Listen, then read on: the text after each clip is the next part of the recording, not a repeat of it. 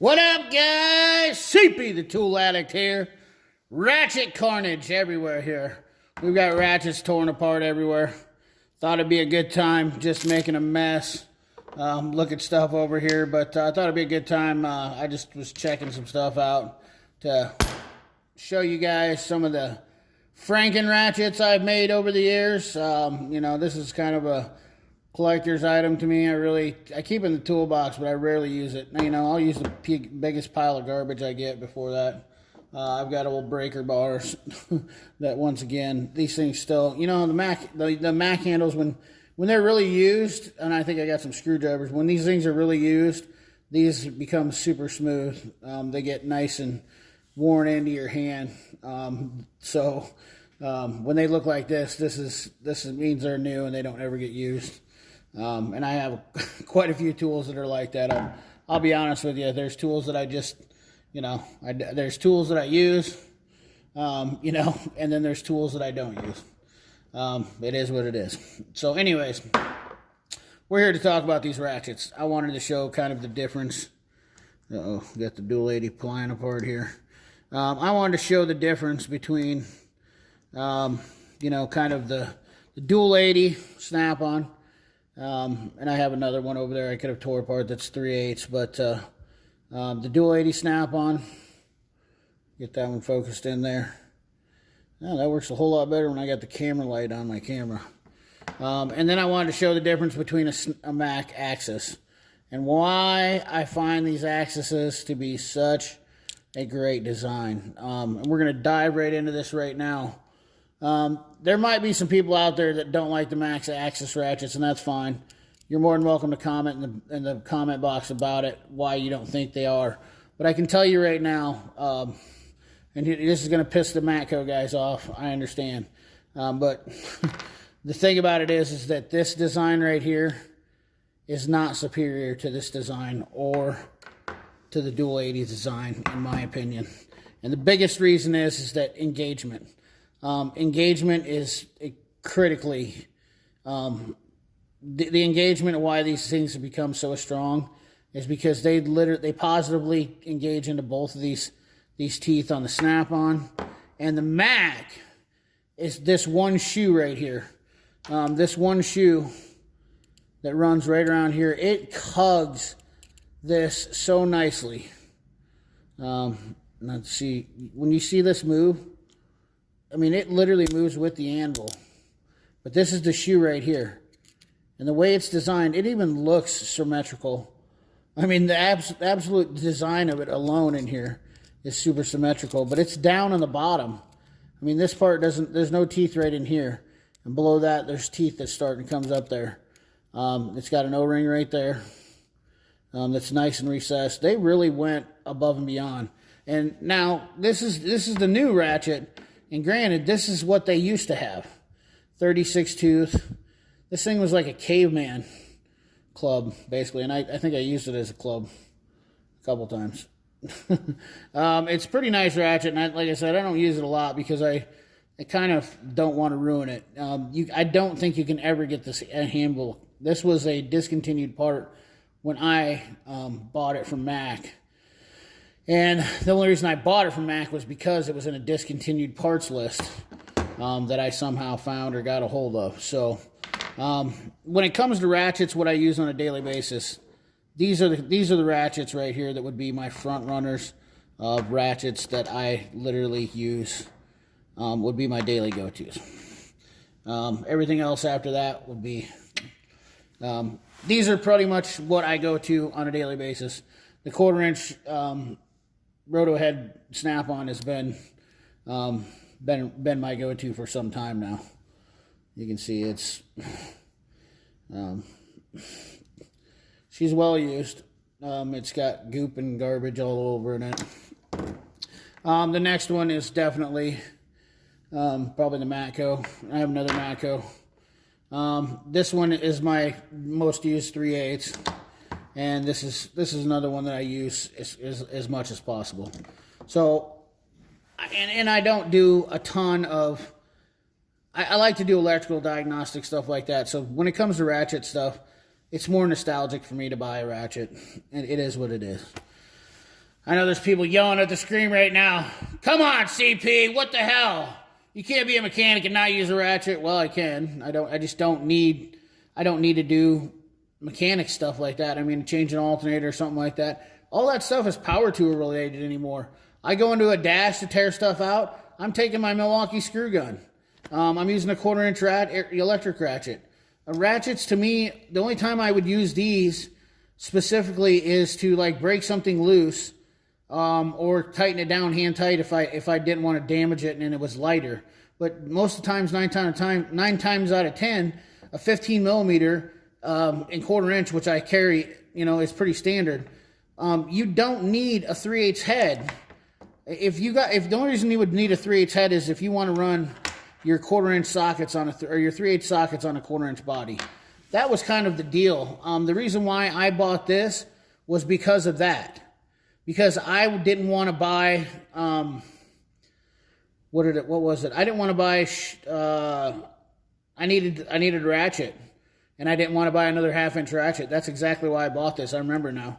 So I had I had this ratchet and I had a flex head ratchet, Snap-on one that I'd had forever. And then I had my SK.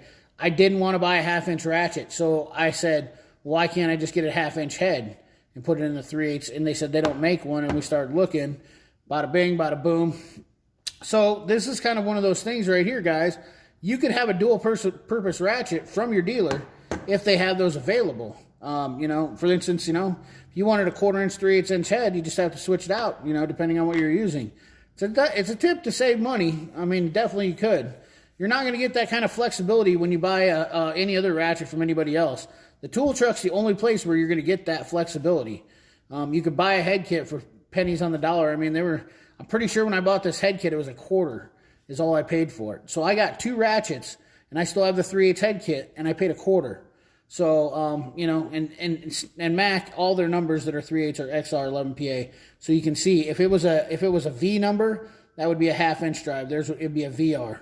So this is a 3/8 ratchet. And I'm sure, if you look up, there's probably not very many people that are going to see a 1/2 inch ratchet on a 3/8. So just like this breaker bar, I don't use this anymore neither, because honestly, I feel like that thing won't even hold up to what this thing will do. This thing is a beast. It is a legitimate beast. It's salty when it comes to getting stuff done. I love how the faceplate fits on here, nice and flush. I really think Mac really did an amazing job on this. I love the flag on it, and I know you guys are probably like, oh my God, he's getting paid, I'm sick. When is he going to start just like making out with Mac? Well, I've always been a Mac and Snap-on fan. That's just the long and short of it.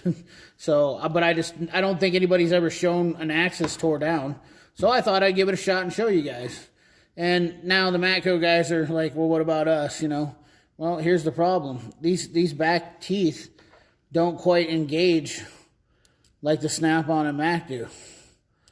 So when you're putting torque on it, I just don't feel like they get fully engaged in there. It just doesn't look to me like it sets down in there. The paw, that's the weak point, where it would start to slip. They're great ratchets. They hold up. And I'm sure there's a lot of guys that are like, whatever, my Matco ratchet's been awesome. But I've seen a lot of guys have problems with them too. They're good. I like the thinness of them, but let's face it, you can go buy a gear wrench. Just kidding. Oh boy, that just stirred the pot. I'm hating on Matco lately. I get it. You guys are getting tired of it. I understand. I really don't care. I'll still buy Matco stuff if they got stuff that I like and it's a reasonable price. But I honestly think Cornwell is going to be coming in to do that kind of business. They're taking that business. They're getting into Matco's pocket a little bit, in my opinion. Anyways, just ranting on there, ranting away there, CP. Shut your mouth. So, the long and short of it is, I guess, what I'm going with all this is the video hopefully isn't too terribly ridiculous, but the long and short of this is I guess is what I want to show is you don't need a 3/8 long handle ratchet, in my opinion. I don't know why anybody would want a 3/8 head on this ratchet. I've literally put 110 foot-pounds on this. I can go up to a 15 millimeter. Every one of my sets do. You can buy a 15 1/4 inch all day long. Hopefully I can remember where all these screws went. If you see them all over there, just screw city over here. Pretty sure I know pretty good with, just like tearing apart cars. This is how I am. I know where the stuff is. I just look at them and I know. But anyways, you know, you don't need a 3/8 body. This is a good 3/8 bodied. This is what I needed always when I needed a 1/4 inch. Sometimes you need a 16 mil, 17 mil, 18 mil tight spot to get started. I get it. I just, you know, I don't remember where I needed to put an 18 mil on a 1/4 inch ratchet like this and try to put it down, torque it down to 150 foot-pounds. You know, this ratchet is the same length as it. The head is really not there's a lot of difference, but not as much as you'd really like to think. I just don't see why you would really need to get all that crazy for that kind of difference. And I don't have I have a snap-on over the box there to compare it to, but I don't know. Just was doing some stuff. It's getting cold here. I was kind of thought I'd bring you guys along. Let me know if you thought this video was interesting. I'm sure it's not going to get a ton of views. Not something that's probably going to literally go viral, but you know, it's just something I do.